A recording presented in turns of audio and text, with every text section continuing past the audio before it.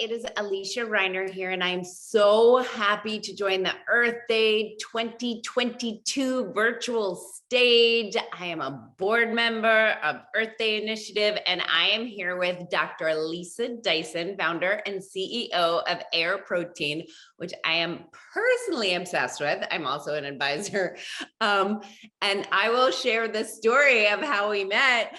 I totally online stalked her. I read about Air Protein in some scientific journal, was deeply obsessed with it, and online stalked her, like reached out and said, "You are extraordinary. How do we bring this to the world? How can I help?" And so I am so excited to share it with all of you today. So for people who aren't familiar with what Air Protein is, can you just start by explaining what it is and how you make it? And Alysia, I must say that it's so wonderful that you found us, and we're excited that you are a part of our Air Protein team.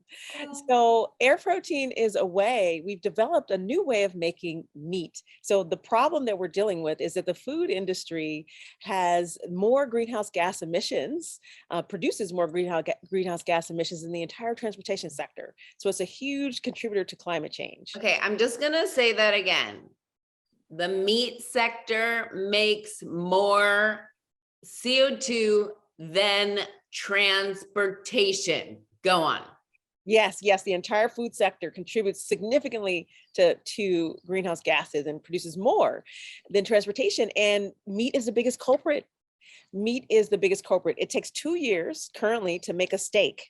And over that 2 years, the technology used to make a steak, a cow, produces the same amount of greenhouse gases as a car. So it's hugely environmentally destructive, unfortunately.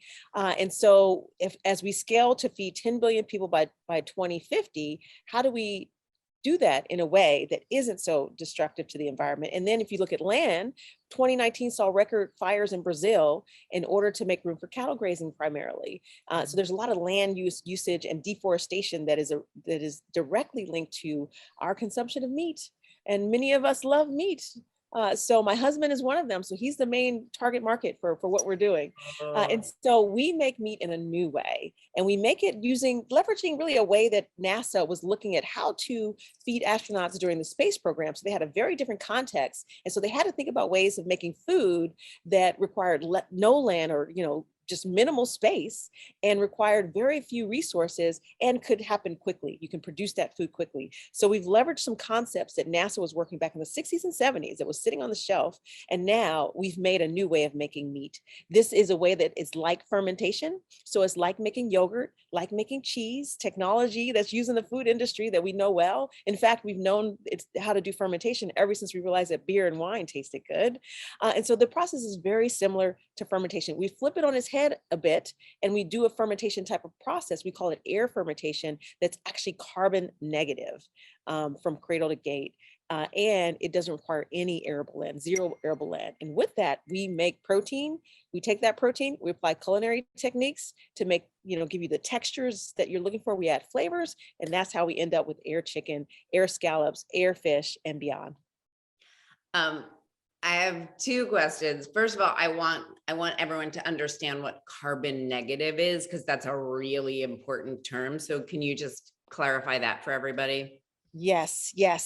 So right now, as mentioned earlier, there's a lot of CO2 and other, methane and other things that are emitted as a part of our food production process as it stands today. We use elements of the air that we breathe, which include oxygen. It includes carbon dioxide. We need a fixed nitrogen source so that from input to our process to the output, you actually have less carbon dioxide than you started with.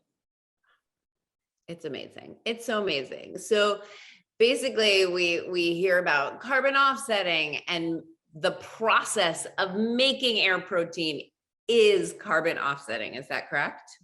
Yes, from scope Amazing. 2 cradle Amazing. to gate, it is a carbon negative process. Yeah. Amazing. And I think one of the things for me that's like so deeply important is it's not this over processed soy product or another another over processed thing. It's to me, it's so incredibly cool because it's made out of the air and fermentation, which is something that we, as you mentioned, we've been doing since the beginning of time, and that is really healthful to the body. Is that correct? Yes, that's a good point. Actually, the protein that we make, the ingredient, it has 80% amino acids, and in fact, all of the essential amino acids. So it is a complete protein, and the ingredient comes rich with vitamins and minerals that are bioavailable as well, B vitamins and other good things that are great for your health. And I think I remember reading, you were talking about it takes a steak 2 years to make a steak. Is it 2 days to make air protein? Something like that? Absolutely. So we're our process is continuous. So we're continuously making the protein. But if you look at from start, if you start it up from scratch to finish, it's going to take about 4 days to complete the process from start to finish. So cool. And so tell me, has your husband tasted it? That's the most important thing so far. He has tasted our air chicken and it passed the test. Woohoo! That's Of amazing. course, I'm biased, but we've had people say things like, if I fed this to my family, they wouldn't know that it's not chicken. Right. Really like the texture of what we were making. So it passed the test. Yay. And talk to us about scale, and what does it look like to scale, and when are people going to be able to taste it? What's the whole, when is it going to be in our supermarkets? That is a great question. And so what doesn't exist in large quantities in the world is our air-based protein. And so right now we're in the process of scaling up our air fermentation technology. We're working with partners, and that takes time. Of course, I wish it could be done overnight, but it does take time. And so once that comes online, we're already working on a lot of different products that we can make. So our air chicken is really where we began, and we've made air scallops, we've made air halibut, we have pork and beef in our development pipeline. And so we're working hard to make the different types of meat give you the flavors and the textures that you're looking for. And by the way, I use the word meat to describe what we're doing. And it's because I hope as many of those companies that have come before us that are really trying to change this, how we eat meat and animal agriculture industry, we hope that meat will be redefined in the future to not be linked to the fact that it took 2 years to make this, but more to the experience, more to the juiciness and the textures that you're experiencing as you're biting into that steak or that chicken breast. And so we make those different meat forms, shall we say, air chicken, air scallops, air halibut, and beyond. So we're working on those different products so that as our facilities come online, our air fermentation facilities, we will be able to launch into the marketplace. So great.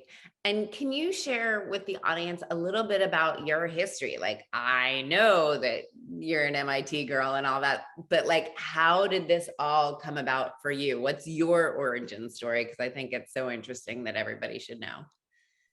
Absolutely. So yeah, I'm a physicist by training. My PhD is in physics, but my dad was an entrepreneur, and so I grew up in a house where I got to see ideas come to fruition. I got to see him develop teams to really build things. At some point, he was the president of a chain of 55 hair salons, and so I really wanted to understand the business world. That caused me to go to the Boston Consulting Group and really immerse myself in the business world and helping executives solve business problems. But ultimately, my trajectory started shifting to really wanting to have an impact on the climate when I was one of the many people who went to New Orleans after Hurricane Katrina hit to try to help rebuild the city. And for me, just seeing, so many people lost their lives, they lost their loved ones, they lost their shelter, and just seeing the huge impact of a weather event, of a significant weather event, caused me to just really start reflecting on the fact that climate scientists have been telling us that weather events are going to be more intense and more frequent. And that's real. That really affects people's lives directly. And so the question I had was, how can I be a part of the solution? And I partnered with a colleague that I also knew from my time at MIT, Dr. John Reed, and we started a company called Kiverdi to really focus on creating climate-friendly solutions. And then ultimately we realized that if we want to have an impact on climate change, we have to look at the food that we eat. And that's what led us to start Air Protein. Yeah. And I'll just add for the audience, we talked about how negative for the environment meat and the meat industry is. But I also want to point out that food waste is a big piece of environmental impact, as it were, and how we waste so much food. And I feel like this in a big way can actually help that, because so much, I mean, when you think about what happened with COVID-19 and how much meat was wasted, and with this product, there's going to be, it's much more directed, it feels like to me. Is that fair to say? You are right on the money, because if you're, at the end of the meat production process, you have to look back, months or years, depending on the animal that's being produced. And, Exactly. months or years before that animal starts being produced, let's just say 2 years to make that steak. And so unfortunately, because of the supply chain issues, the huge supply chain disruptions, there were so many animals that were slaughtered just simply because they couldn't make it through that supply chain. And so with this process, of course, there's a number of ways you can turn the air fermentation process on or off as required. And there's a number of other benefits to the way that we're producing, is that we can make different ingredients at different times to really make the different products that we're targeting. And so if there's more of an interest of an ingredient with certain properties, certain nutritional properties, et cetera, then we can make those products out of those, and kind of turn the system on or off as needed. And it's so important to me. Like, we're not even talking about the humane factor, or whether you're vegan or vegetarian, and like sort of the ethics of animals. Like, we're not even gonna go there in this conversation. But is it fair to say that Air Protein is vegan? Oh, it is definitely, absolutely. I thought so. I just wanted to say that for the audience. Yes, no It's animals a involved. vegan product. And what I want to say is that our goal is to, there are a lot of meat eaters, my husband included, who they just love the taste, and they're not thinking about the supply chain. To your point, Alysia, they're not thinking about that. And so we want to deliver that taste to them, and that, that experience, so that they can just make this as the natural choice. Like, in the future, we want Air chicken, Air beef, Air pork to be the natural choices that people make. I love that so much. This has been so great. We're going to wrap up in the next couple of minutes, but I guess, two things I really want to say. One of my favorite things about Earth Day Initiative is about the innovation and the joy and the creation of what's possible, as opposed to the fear and the shame that some of us can feel about environmental issues, about climate change. And this is a perfect example of, like, wow, look at what's possible. And were we all to watch our meat consumption and have amazing choices like Air Protein, makes it a lot easier. And one of the things we really like to ask with Earth Day Initiative is, what are 3 things that you're willing to do this year? What are 3 commitments you want to make? And one of them can be being the CEO of Air Protein, to the environment.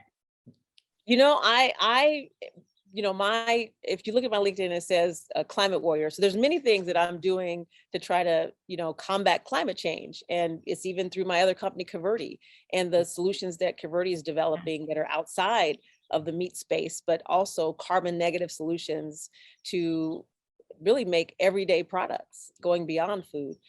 So there's a number of things that I'd say are on my list that I am doing actively. And so I can come back to you with kind of more details about that. But yeah, every day I'm working to combat climate change.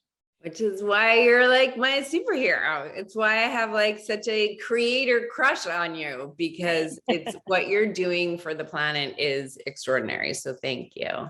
And can I say, what you're doing is extraordinary as well. You are really reaching out and finding those opportunities. I love that you're part of Earth Day. I love that you found us. I love that you find companies and organizations to work with and really dive deep and really focused on having an impact. So thank you for being who you are. Oh, my pleasure. I can't wait for our next tasting.